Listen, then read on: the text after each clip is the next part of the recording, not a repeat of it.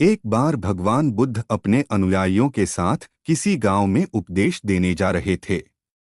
उस गांव से पूर्व ही मार्ग में उन लोगों को जगह जगह बहुत सारे गड्ढे खुदे हुए मिले।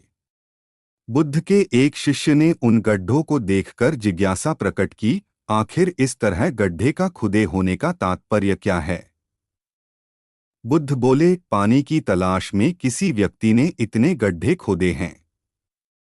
यदि वह धैर्यपूर्वक एक ही स्थान पर गड्ढे खोदता तो उसे पानी अवश्य मिल जाता, पर वह थोड़ी देर गड्ढा खोदता और पानी न मिलने पर दूसरा गड्ढा खोदना शुरू कर देता। मैं न तो तुम्हारे पास हल देखता हूँ, न बैल और न ही खेती का स्थल। तब आप कैसे कहते हैं कि आप भी खेती ही करते हो? आप कृपया अपनी खेती के संबंध में समझाइए। आसपास के गांवों से बहुत से लोग अपनी मानसिक समस्याएं लेकर महात्मा बुद्ध के पास आ रहे थे। महात्मा बुद्ध उन सब की मानसिक परेशानियों का समाधान देते। सब लोग खुशी खुशी अपनी समस्याओं का समाधान पाकर वहां से लौट रहे थे। वहीं से कुछ दूर बैठा लोगों को बुद्ध के पास जाते देख एक दुखी भिखारी अपने भाग्य को कोसता हुआ यही सोचने लगा कि अभी कुछ देर पहले तो ये लोग दुखी मन से मुंह लटकाए उन महात्मा के पास गए थे, और अब इतना खुश होकर। एक बार भगवान बुद्ध भिक्षा के लिए एक किसान के यहाँ पहुँचे। तथागत को भिक्षा के लिए आया देखकर किसान उपेक्षा से बोला, श्रमण, मैं हल जोतता हूँ और तब खाता हूँ।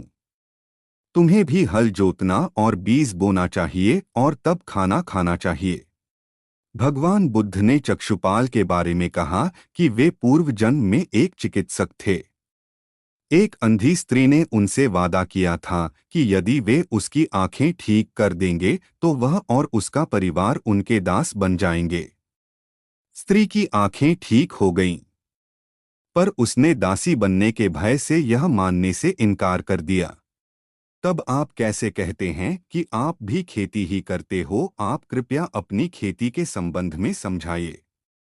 बुद्ध ने कहा, महाराज, मेरे पास श्रद्धा का बीज, तपस्या रूपी वर्षा और प्रजा रूपी जोत और हल है। पाप भीरुता का दंड है, विचार रूपी रस्सी है, स्मृति और जागरूकता रूपी हल की फाल और पेनी है। मैं वचन और कर्म में संयत रहता हूँ। मैं अपनी इस खेती को बेकार घास से मुक्त रखता हूँ और आनंद की फसल काट लेने तक प्रयत्नशील। बुद्ध ने पूछा, तुमने पानी कैसे पिया? आनंद ने कहा, झरना ऊपर से बह रहा था, मैं झरने के नीचे खड़ा हो गया और पानी पी लिया। बुद्ध बोले, अगर झरने से पानी पीना है तो नीचे ही खड़े होना पड़ेगा। जो सत्संग, कथा या प्रवचन होता है उसमें कहने वाला ऊपर बैठता है। उस कथा का संदेश ग्रहण करना है तो सुनने वाले को नीचे ही बैठना होगा। नीचे बैठने से हमारे स्वभाव में विनम्रता आती है, हमें अच्छी बातों को जीवन में उतारने की प्रेरणा मिलती है।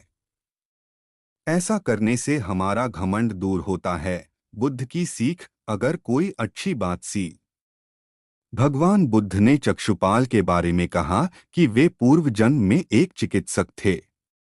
एक अंधी स्त्री ने उनसे वादा किया था कि यदि वे उसकी आंखें ठीक कर देंगे तो वह और उसका परिवार उनके दास बन जाएंगे। स्त्री की आंखें ठीक हो गईं, पर उसने दासी बनने के भय से यह मानने से इनकार कर दिया।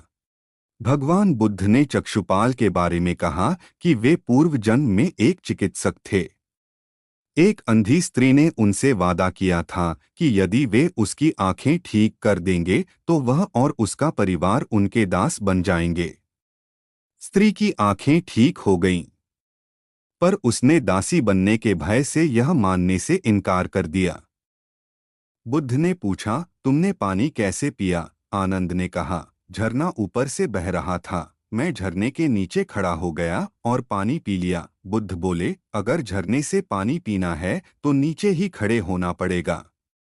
जो सत्संग, कथा या प्रवचन होता है उसमें कहने वाला ऊपर बैठता है। उस कथा का संदेश ग्रहण करना है तो सुनने वाले को नीचे ही बैठना होगा।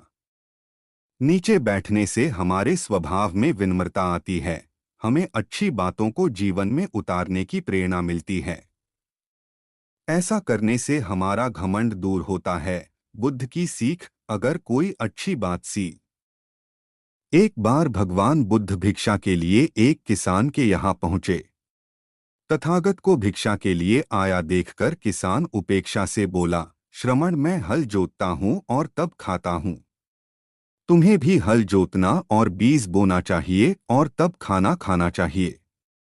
गौतम बुद्ध का एक खास शिष्य धम्माराम आश्रम में अपना काम करता और काम पूरा होने के बाद वह एकांत में चला जाता था।